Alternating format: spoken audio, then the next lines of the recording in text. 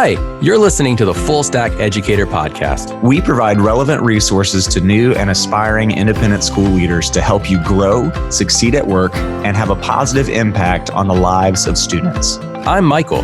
And I'm Matt. On this podcast, we have insightful conversations with leaders from across all areas of independent school education.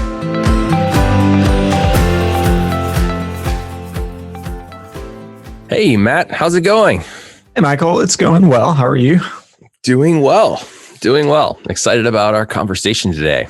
Yes, this is a good one. All right, so here's a question for you. What is the best professional development that you have experienced so far in your career? Ooh, the best professional development.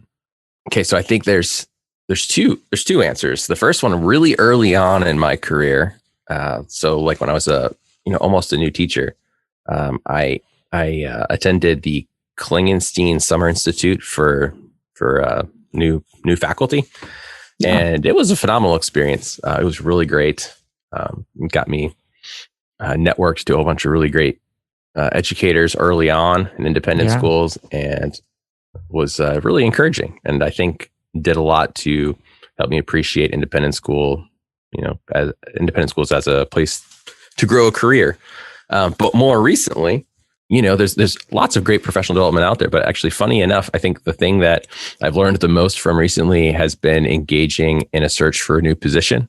The whole experience of doing a deep dive into schools to decide, do I want to apply for a position at this school?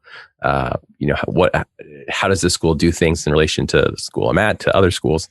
That's been a phenomenal experience. I mean, I've read probably a couple hundred school websites at this point. I've looked at a whole bunch of 990 forms, which are the schools' financial records that are, public if it's a nonprofit school. And then, speaking with folks from schools with different programs, obviously that's not something I get the opportunity to do often.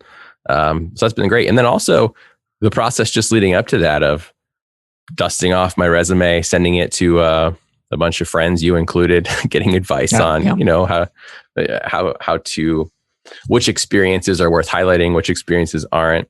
I think resumes are kind of like editing. There's certain things that you do in your career where you're like, oh man, I'm so proud of this, but you send it to someone and they're like, why would you share that? That's cool, but it's not really, no one's going to care. Yeah. So maybe take that one off, highlight this. And you're like, oh, okay. Yeah. What about you, great. Matt? So ages ago, I did the TABS residential life workshop. And so it wasn't really a conference, but more of like a week-long intensive. And it was good. It really, particularly early on at a boarding school, it helped me kind of get the lay of the land and understand that, particularly because I didn't attend boarding school, so I didn't really know the things. And I think one value for conferences that I've learned, regardless of the sessions and sort of the direct info, is just the power to normalize at a conference. Like you realize the problems that you're facing are the same problems that every school is facing to one degree or another. So you have kind of that shared camaraderie and the trends and stuff. You just kind of you get the lay of the land. One huge bit of professional development, I think a lot more people should do, is being on an accreditation team. You can do it through your, we're an SAIS, Southern Association of Independent Schools. Kind of sign up. You have to have an administrator recommend you. And when there's a need for your field of expertise to go visit a school that's going the accreditation process, you get to go and you get to spend a couple of days talking with them and reading about what they're doing and kind of poking at it and helping them think of how they could be better in that area. Plus you get to meet, you're on a team with people from other schools in your region and you get to learn a lot about them. So it's a great way to just get your head out of your current climate and just go think about another place on not necessarily a theoretical level, but a little more abstract, and get to kind of problem solve with them, which is really fun.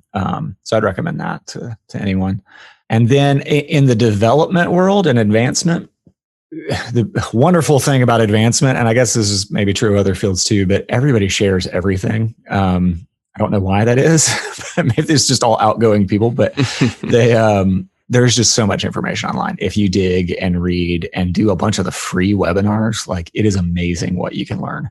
you just got to have your own motivation and be curious. But most of the time, I would say if you're curious and you just contact somebody or read what they've written, I mean, they're so happy to talk with you about it. So you can kind of create your own professional development that way. That's really cool. I've obviously only worked in education. It's been my whole career, but I've been really impressed by the extent to which independent schools are collaborative, given that technically they're competitive. A fairly competitive group. That's right. Yeah. But yeah, it's amazing.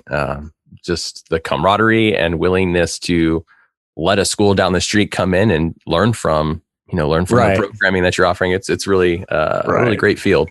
Well, great. So exciting guest today, Mr. Oman Frame. Michael, can you give us an introduction? Yeah. Our guest today is Oman Frame. Oman Frame has 27 years of experience in teaching and diversity leadership. He is a gifted motivator and educator who combines real-world topics with academic rigor to make learning personally meaningful for his students. Oman has conducted workshops at the National Association of Independent Schools People of Color Conference, the National Middle School Association Conference, and the Southern Association of Independent Schools Conference. He is a creator of curricula that ignites, motivates, and inspires people of all ages to understand the effects of oppression on underserved communities and inspires social justice commitment. Oman is currently the Director of Diversity, Equity, and Inclusion at the Paideias School in Atlanta, Georgia. He is also a current member of the high school faculty there as well. Oman is a community resource serving as a consultant to various entities in the country. He has delivered keynotes and program content at the Bell Hooks Institute, the Georgia Gwinnett College, and various schools and corporate institutions. He co-chaired the 2016 People of Color Conference in Atlanta, Georgia, and is an integral part of the iChange Summer Institute for Teachers. Recently, Oman co-authored a book, Let's Get Real, exploring race, class, and gender in the classroom, a text that gives life and direction to curriculum rooted in social justice. Hi, Oman. Thank you so much for speaking with us today. Our listeners are new and aspiring independent school leaders, and we would love to start by asking you to briefly share your journey within education. Excellent. Good morning. I mean, it's not morning. Good morning, good afternoon, good night. That's how I always catch that because it's always on my head. I'm very happy that that's the question that we start with, Matt, because my journey started actually in teaching. It's like I feel that any good administrator has to have taught and has to have made that their major primary goal, especially in independent schools, because of the flexibility and leeway we're given as teachers. And understanding that culture, the school culture and independent school culture from the teaching aspect puts you square in the middle of the kind of triangle of parents, students, faculty, you, and then the administration, and then the board of trustees. So it turns into a polygon or, some sort of shape that is very hard to deal with. But starting with a teacher, you learn the ropes of pleasing both sides, the administration as well as the parents, and doing a good job in both is really critical. So for me, I started out teaching. I co-created a course with a friend of mine, Martha Caldwell, who's my co-teacher. I think she's been on the podcast before as well, about teaching race, class, and gender to junior high kids. That snowballed into a great deal of work outside of the school I was teaching at, which kind of led me to some leadership positions in local independent school networks, the Southern Association of Independent Schools, and then the National Association of Independent Schools. So from there, I kind of jumped into running programs and programming that way. All the while, I'm still operating at school as a teacher and diversity person within my school. So I was teaching a full load and then also managing the school's kind of diversity efforts quietly. And then 2016, I was a co-chair of the National Association of Independent Schools People of Color Conference, which catapulted me into a national kind of, oh, this guy's got his stuff together type of thing, which was finally getting the recognition that I was due in doing this work nationally. And then also what I could bring to our school. I was eventually going to search out positions doing this because it was finally brought to my attention that, you know what, you're good at this, you should be doing it. And then my head of school was just like, why don't you do it here? Which was nice because it's a school that I knew and love. And it actually allowed me to show kind of anyone that's working there how hard work, the intentional and academic success that you have in the classroom can actually be rewarded, if you will, by being given more responsibility. So that's the short and dirty version. And now I am, senior admin sitting in the room where it's happening and being able to help really kind of shift policy, which feels good. That's awesome. What a journey. And I love the way you framed, teaching as really putting you in the center of, everything happening at a school, and great way to train for a leadership position, which is absolutely, I think, true. So 2020 was quite a year. A whole lot was going on in 2020. Yes. But one theme from the year was definitely, I think, racial oppression, inequity, and justice. We witnessed, the murders of George Floyd and Ahmaud Arbery. We saw many powerful Black Lives Matter protests across the country. Independent schools and other public schools and charter schools. I got to see across social media the Black App movement highlighting racial oppression experienced by students. And we saw a rise in homegrown white nationalist terrorism, which was terrifying. We had children watching, listening, and asking questions about what they were seeing. And I imagine that it was a very intense time for equity and inclusion leaders in independent schools. And I was curious if you could talk for just a few minutes about what it was like to lead equity and inclusion work through 2020. Yes. I'll start by saying I haven't had a day off since March 13th. That's the best way of explaining it. The leading DEI work was in this past year, in the summer of kind of all this eruption, which had been simmering for a long time. To use a cooking analogy, it's like the pressure cooker finally blew off, and we had to address these kind of areas of stress that have been happening throughout most independent schools' existence. And the school I'm currently at, Paideias, is only 50 years old. So within that time, there's still a lot of that pressure in a progressive, left-leaning school. And as the New York Times called us, the hoity-toity, liberal school. It's funny. That's another story for another podcast. But leading the DEI work then was it was a 24-hour operation. Literally, it was checking my email obsessively, because as the fire was exposed and the kind of the major areas were exposed, we had to slowly chip away at restoring trust, at finding educational outlets for faculty, staff, students. I mean, when I say it's funny because I'm like faculty, yes, staff, administrative assistants, maintenance staff, everyone, students, parents, alumni, and then the other fickle group, prospective parents and prospective employees, which was also a juggling act in itself because, I'm, and Michael, I think you know this about me. I don't kind of sugarcoat things, especially when it comes to this. So like, I was not trying to find all the easy ways out. I actually looked at our administration and was very clear. And I had some incredible support from them saying, we can't just kind of cover this up. We have to do something now. And it was an interesting process of learning. And the learning curve is something I use regularly, is like, some people were initially kind of theoretically on board, but getting their kind of their boots dirty was something that was new. And that's what 2020 was, is it's everyone's now on board on this ship to get it right. We realize that there's a trauma happening to our school and our world, and the microcosm of our independent school has to be addressed from everything that we do. I mean, it was great. Like, a lot of the things that I wished for came to fruition. I needed to get an outside person to look at our school. Check. I wanted to get our board to have a diversity component within itself. Check. I want us to really look at our hiring processes. Check. Our student body processes. Check. How our student leaders are given the authority and power. Check.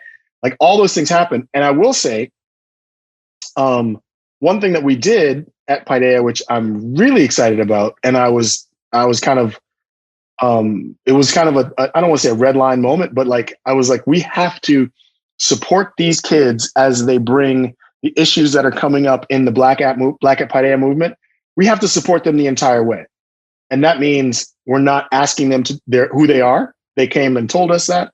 We said, we want to make sure that you have all this, any safety needs you have, cybersecurity, all that stuff. We were setting that out there.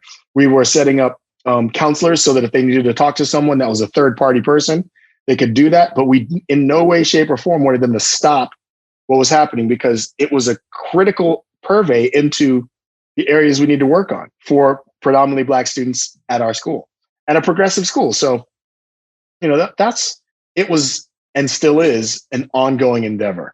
I feel like I'm looking forward to maybe June to take a week off, because right now it's like it just keeps going. I want to make sure I understand that, because that's really profound. So Paideia's response to Black at was to pull those students aside and offer them resources and support. Absolutely. Unequivocally. I mean, like, to the point where we grow these kids. These are our children. They've been through our school. They've taken all the guidance and given them the leadership that they've now claimed. And it's actually, and this is kind of what Paul, the head of school, has always said, is this school is about the kids. So if we're going to, with the alumni and what the parent, they are great sounding boards. But if the kids' experiences and the experiences of them matriculating through happen, we have to be very aware that we need to support them in that. We grow our own. And in that space, we can't be excited about someone like John Ossoff, where we are, without being excited about these three kids who were brave enough to come forward and open and peel back the wound of what's been happening. What was the community's response to how you all responded? Yeah, so you were supportive. How did parents and students respond to that? They were initially skeptical. I mean, there's nothing to hide in that. They were initially like kind of side-eyeing us, like, wait a second, what? How does that really mean? What are you talking about? And they were untrusted. They didn't want to trust it right away. As much as we could say, please, we're here for you, a lot of times, like, they didn't necessarily take it. They needed to do this on their own, which was fine. We were never going to pull it back. It's still off. The offer is always on the table. We've given them 2 or 3 times to talk to outside people via Zoom to kind of get things in order. It's interesting that they chose to kind of be leery, and then we had to earn their trust back. I mean, that's all it is it's like we're continually doing these things and living up to kind of what we say, and having setbacks here and there. I mean, nothing is perfect, but it is something that we're actively working against. And also saying that we're a school that's in the process of learning. So when the things that were brought up in Black at Paideia, we were like, okay, this is now brought to our attention. Granted, we should have known about these things years and years ago, but we didn't. So we're going to now allow for these things never to happen again. And we're going to put them in its space to really grow from, instead of just kind of saying, oh, that happened in the past, or, thanks for bringing it to our attention. And I don't know. But one of the things and I will say that I'm very proud of that. And at the same time, I'm hopeful that trust will be earned over time. It's not, we can't say as a school that our diversity is going to be perfect. And the efforts that we put out are going to be perfect. But I will say that the conversation is now front and center with everything. I mean, the nicest thing in the world is going in as a diversity coordinator is going into a mid-year meeting and the head of school saying, okay, we got 2 things we got to focus on this year, COVID and DEI. And I'm like, oh, snap. COVID and that's heavy to be put number 2 to a national pandemic. And, head of school was very eloquent about saying that racism and race issues of inequity are a pandemic that we need to deal with. I was like, okay. And so, as a single full-time person in this position, like I said, I have no team. The team is the school, but, knowing that these things are going to be a part of the conversation is incredibly powerful. Yeah.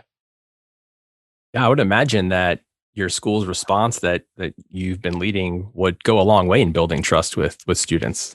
Yeah. Sounds like a pretty powerful experience. So Yeah. how have the events of 2020 just fundamentally changed DEI work, other than just kind of making it more intense and shining a light on, what was already happening? How has it really changed the work?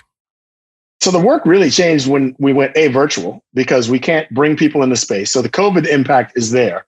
The COVID impact on studying, kids' experiences has been huge in terms of the way we collect data, the way we our, like for me, I'm working on qualitative and quantitative combined data.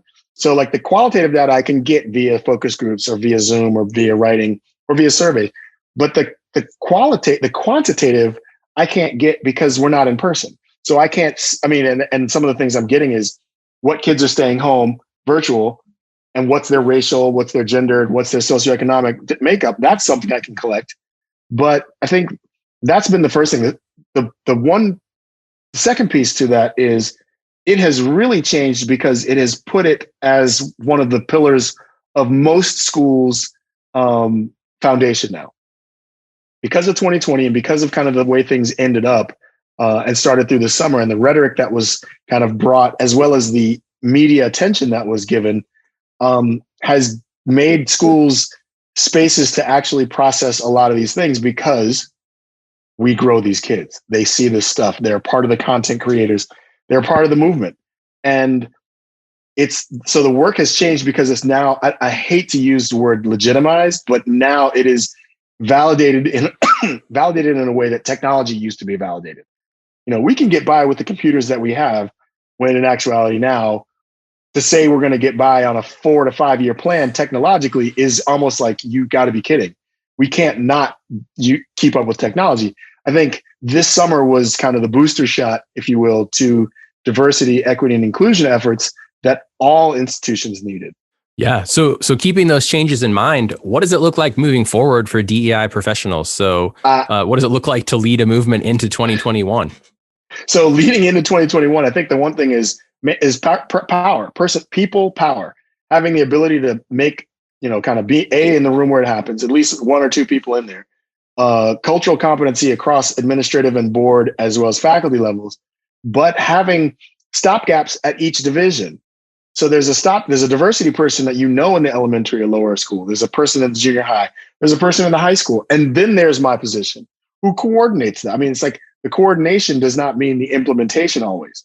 But it also means having someone in the boardroom, someone in the the parent contact, someone in the alumni office, so that these things so that the visions that I come up with can be manifested by, I can't be in one place. I can't be in all the places I need to be at the same time. So it's having people that I can touch upon on everything. That's what I think the DEI work looks like in the future, is having a multi-pronged and staffed position that can actually, advocate for funding on budgets.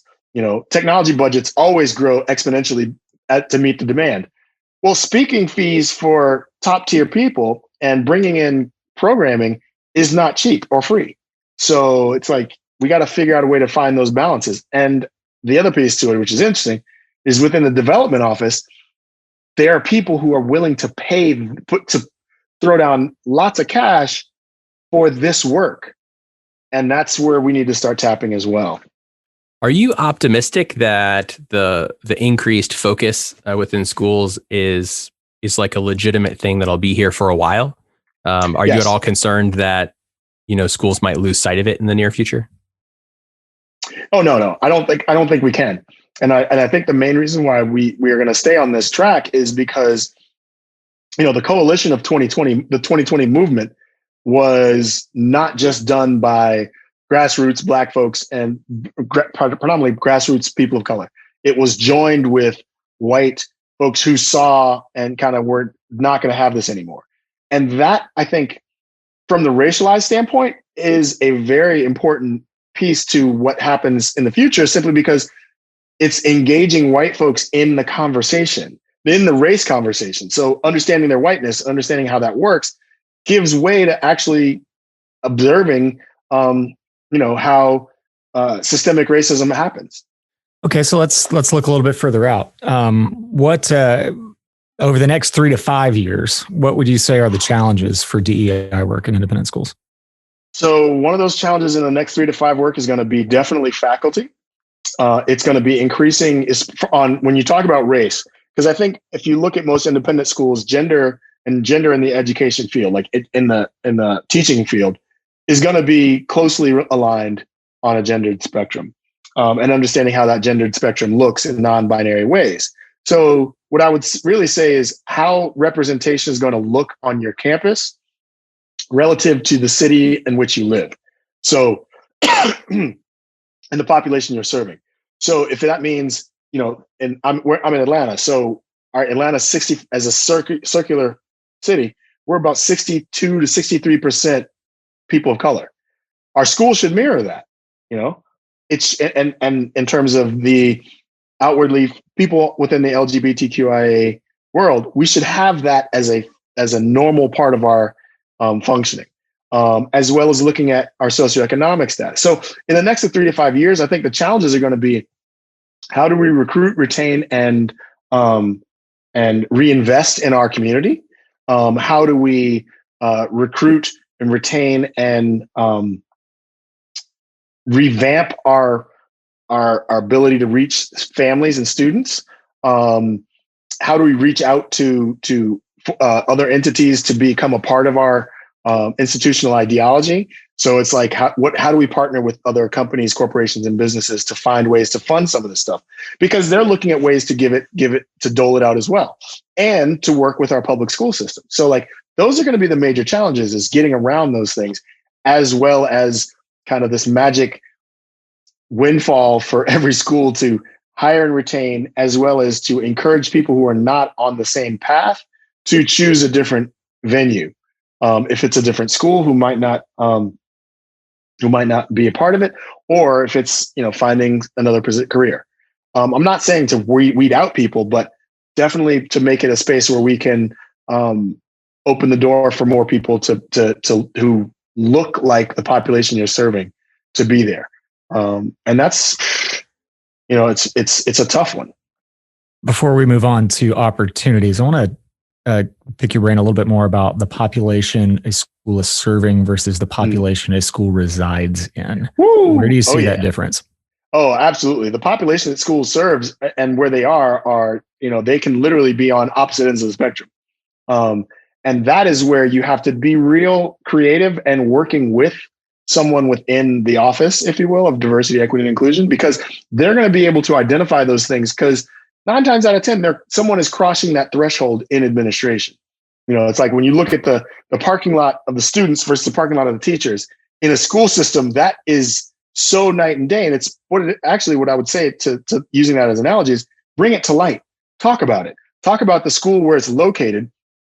It might be incredibly a stretch and a reach for the population in which you're serving. And then how are we going to bridge that gap, or at least kind of climb the same hill together and reach the apex? And I think that's a very that's involving all levels of administration. So you're talking about your development people, you're talking about your parent involvement people, your DEI person, and your administration, as well as a learning specialist. And I think every facet of the school's involvement has to be a part of it. I think about like Paideias is doing a good job in terms of outreach, but I think we can do a more robust job of attraction. So this is what we're doing. Here's how we do this. Come check us out. And this is why the option for independent schools should be open to folks. Okay, well, let's talk about opportunities over the next 3 to 5 years. And that's it, right? Yeah. And that's the thing. The opportunities are going to be when schools invest in this and really kind of put their money where their mouth is, then you're starting to bring in younger teachers who have experience, but are given the place to thrive. It's like, how do we function how do we organizationally function to recruit people who are at the beginning of their teaching career, who might need a space to learn from master teachers and might not have the experience? Well, that's putting your heads together. The opportunity also is saying, when you have these conversations, you start to naturally kind of, I don't want to say weed the folks out, but people who aren't on board tend to self-select. They tend to say, this isn't the place for me. I'm not getting the same satisfaction. I'm out. And also the opportunities are schools to actually kind of show how much their mission statement means to their functioning. Because if you look in most of these schools' mission statements, it's got something around being a place for equity and of a, everyone has the opportunity to thrive. Well, I would always say to those folks, live up to your mission statement then. So those are the 3 to 5 is create a mission statement that actually you can honor and then grow from there. I'm going to ask you a question that will probably get cut out, but it's and I'll probably ask this from a lot of different people. Is it possible, thinking back to the population, thinking, how do we become more inclusive? Can a school be accessible and exclusive at the same time? In other words, yes. Can we choose the population we serve yet remain accessible? How does that work? I say absolutely yes. I'd say what it is right size.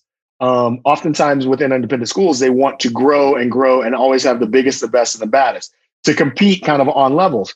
I would say finding out your right size and sticking with it and allowing for those things to kind of be an end. So it's like, if the school is raising money, if the school is trying to figure out a way to have this completely socioeconomically diverse space, well, then it's saying, okay, we're going to have a capital campaign that we normally would do every 5 years to build blah, blah, blah.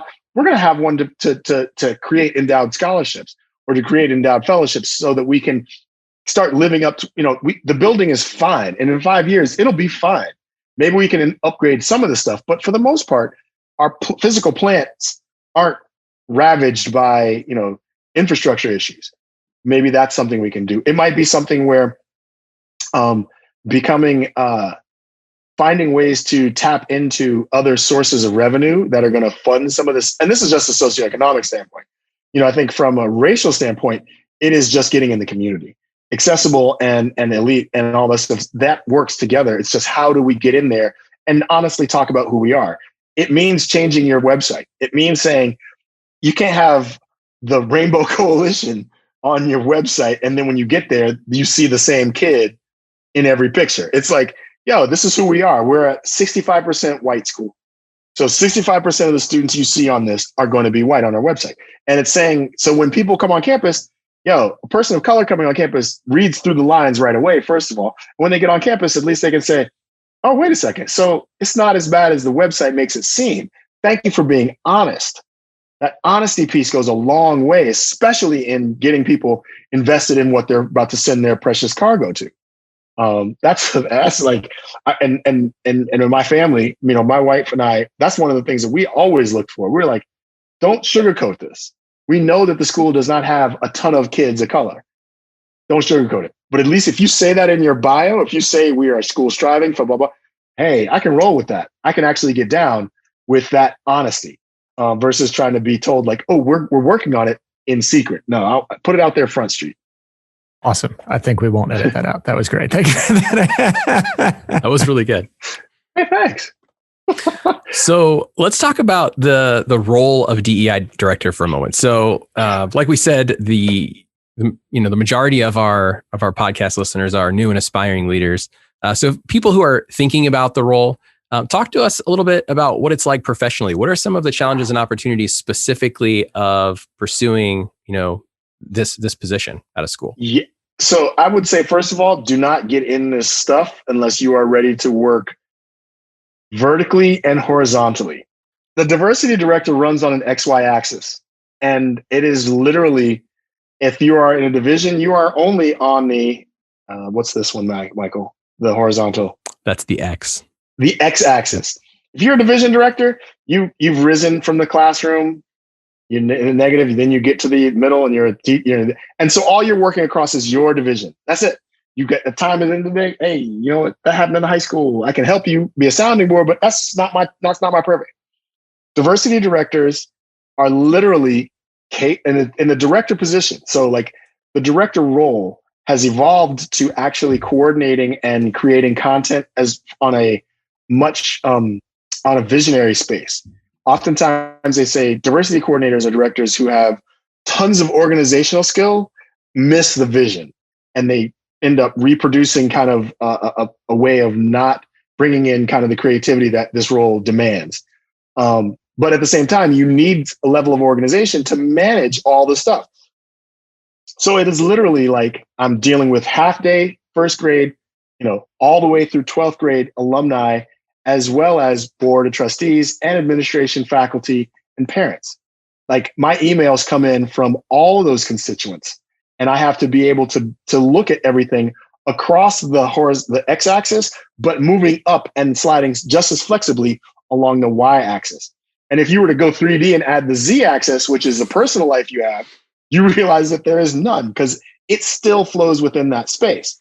I mean, I can't not be a parent, I can't not be a teacher, and I can't not be an administrator. So I get put in situations where I have to, let me shift to my parent hat. Let me shift to my administrator hat. Let me shift to my, so you're always rotating on that kind of, on those spaces.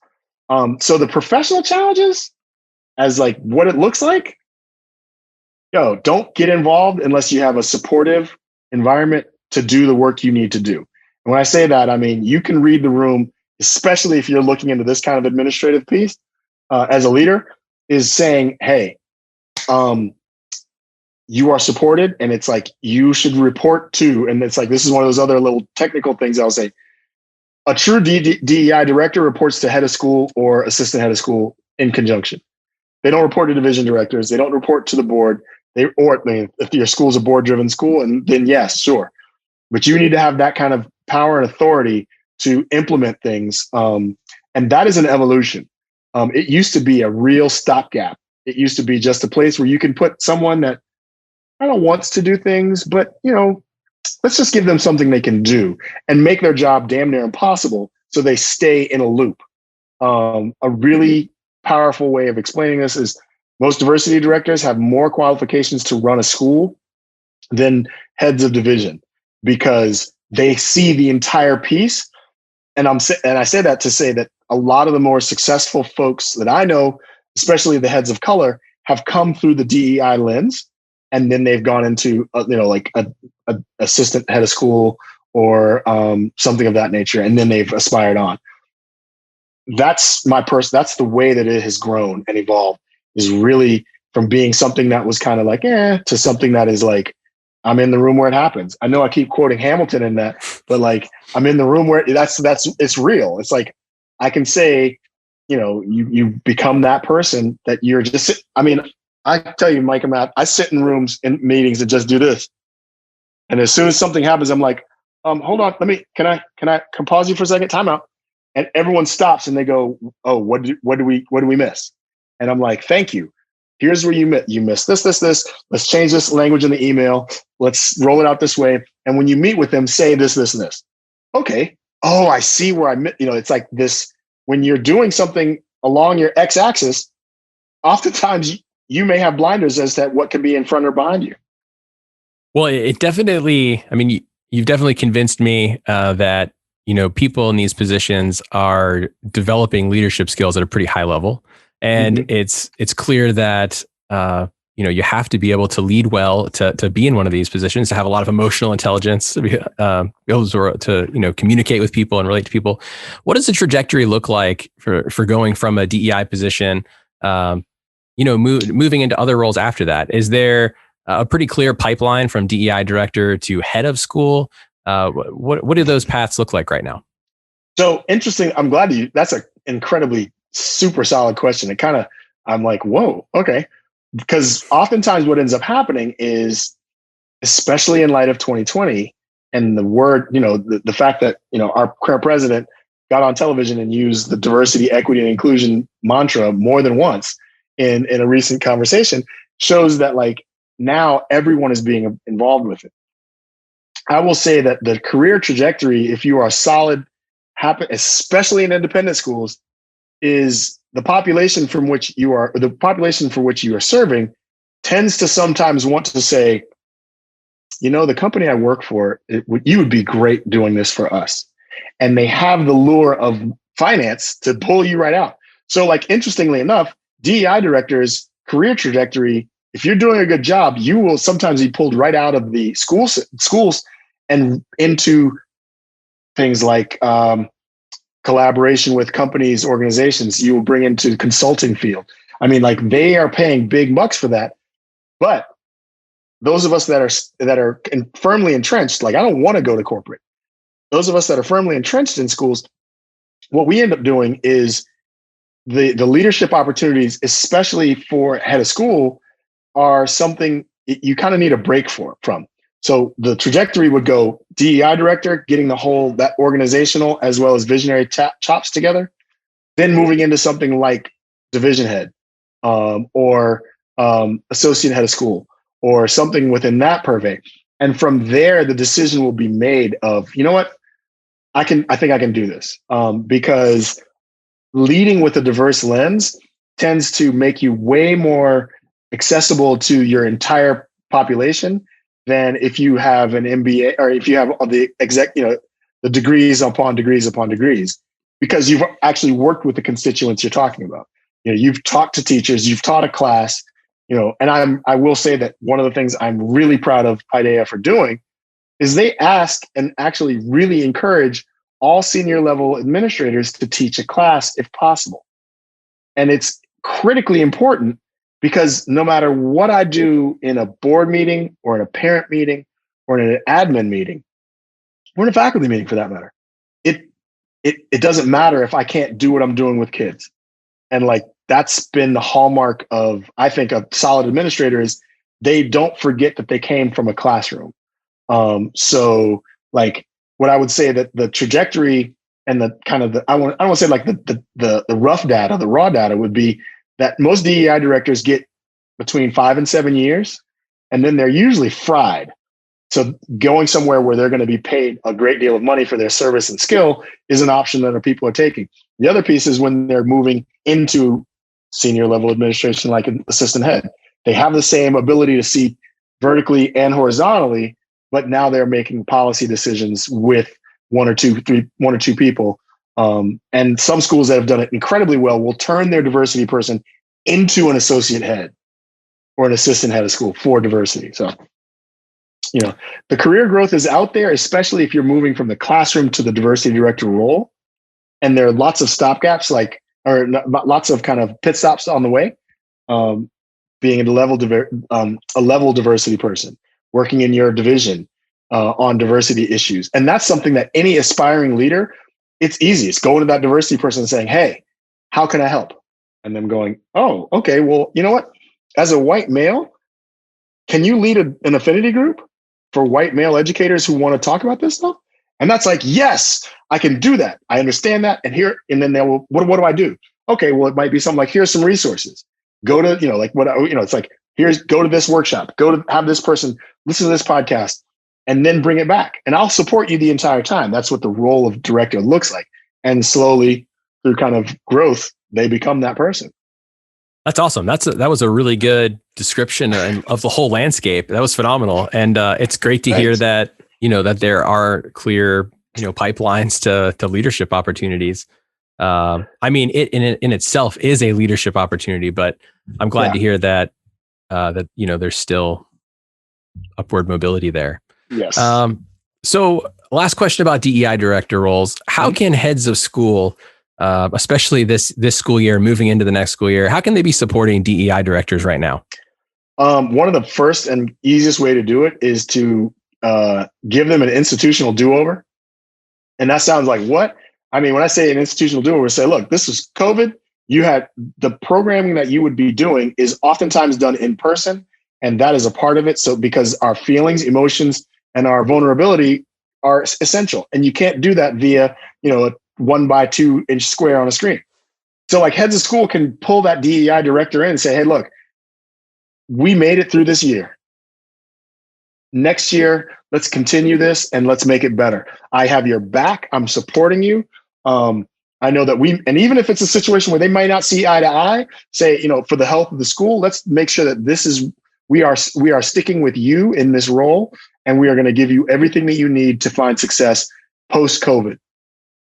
Even if you were successful before COVID, let's make sure that we continue that. That's one thing they can do. The other thing they can do, and this is kind of a silly one, but is try to find creative ways to increase their budget. Budgets drive everything.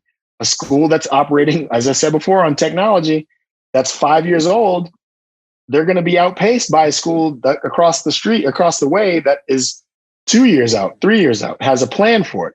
It's like, have a plan for increasing the diversity director's budget and the diversity budget, even if it means finding ways to siphon off, bits and pieces where you can, or finding ways to create spaces that they can grow those budgets, opening up gifts and charitable because oftentimes that's an untapped resource. And the last one is actually get to know them and spend time understanding what they have been through in all this crazy chaos of this year.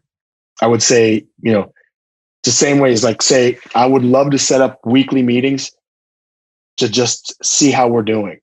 Take that temperature check, and make it a priority. Like, heads of school can make diversity directors a high priority. That will get them doing the work that most of us have been doing, all the time on that 24-hour cycle, with a feeling like we matter and we actually belong at that table. That's great. I think that'll be incredibly helpful for people to hear. That's pretty fun. That sounds dreamy for me too. We end every podcast with the following 3 questions. What should people be reading? What should people be listening to? And how can people connect with you? Whew. Okay, so a couple things that are easy is, so what should people be reading? I would say Eddie Glaude's book. If you are a person of color and you have not read, and let me go get it real quick because I cannot think of it, Begin Again. I would say Begin Again, and any kind of James Baldwin, because it's a conversation with James Baldwin, which I think is amazing, would be something to start out with. If you are white, or if you don't identify as Black, I would say, actually, no, I take that. No, I'm not going to do the white adjacent thing. If you are a white person, I would say definitely reading as much Loretta Ross and some of the kind of standard people, Tim Wise, Robin DiAngelo, and some of the whiteness education. I would also say to, and this is actually kind of the second part, is for white folks looking to do this work, it's listen to the people around you. What you should be reading should be how to understand your whiteness. And that actually, what I would say, ties in better with the second piece that I thought, which is what should you be listening to? So for white folks, and I'm gonna start with that spot. For white folks, I would say, if you haven't listened to the Seen on Radio podcast, Seeing White, all 14 episodes, I would say start there. It is an unbelievably powerful way to understand how whiteness fits into the racialized conversation. The beautiful thing is, dun dun, it also has one on seeing men. So if you are on the other end of the spectrum and talking about gender, and you're talking about the gender in the gender spectrum space, as a man, understanding how sexism works, it's almost a foreign thing sometimes because we can't see it. So I'd say there's several podcasts in that Seen on Radio set that's amazing. And the third thing is, if you're a person of color, I would say listen to kind of the podcasts Code Switch and Still Pro, as well as Throughline, some of the NPR ones that I like. I also am a fan of, oh gosh, what is the other? It's funny, I'm looking at my blog list of other areas that have like our podcast kind of stuff that I'm always interested. The People's Party with Talib Kweli is amazing, as well as Questlove Supreme. Those are other ones that I absolutely love. Let's see. I'm trying to think of the other stuff that Breakdances with Wolves. There's a podcast of a really good friend of mine, Jossie Ross, who's native and has a whole conversation. You want to talk about honest conversations about one of the most maligned and marginalized group of people. Breakdances with Wolves is absolutely, it's wicked entertaining, and it's also incredibly informative. And it's continually staying abreast of what's going on. I think that question, Michael, and that is such a dope way of ending a situation, because they're clearly here. getting what they need, but then it's also giving them branches out. And I'm easy. I'm the only O Monster on social media. I am O Monster at Twitter, O Monster at Instagram, and O Monster on Facebook. So, I'm also, and it's funny because Martha at iChange and I talk about this. This is never about me. It's always about the work. So like, I'm not so unapproachable that you can just like anyone can drop me a message on any platform and I will respond. My email actually is omonster@mac.com. It's like omonster, omonster, omonster. And it's spelled like my name, OMANSTER. So that's me. Nice. I got everyone except Gmail. That's good. And speaking of Martha, Martha has not been on our podcast. So Martha, if you're listening, we need to get in touch so you can be part of it. Martha's great. Yeah. And it's funny because that's the one when you do talk about like white folks in this movement. No, she rips the bandage off real quick and gets people to really kind of work with it. I love it. Awesome. Well, this has been an amazing conversation, Oman, and we really appreciate you being with us today. Thanks so much for taking the time. Oh, and anything you need, like, Michael, anything you need, I'm here.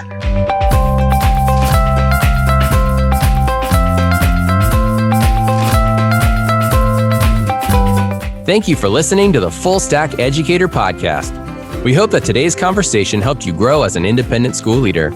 Be sure to check out our show notes for links to resources mentioned in the podcast. If you enjoyed this podcast, please subscribe, rate it, leave a review, and share it with a friend. Episodes of this podcast are released bi-weekly. You can follow and engage with Matt McGee and Michael Amusio on LinkedIn.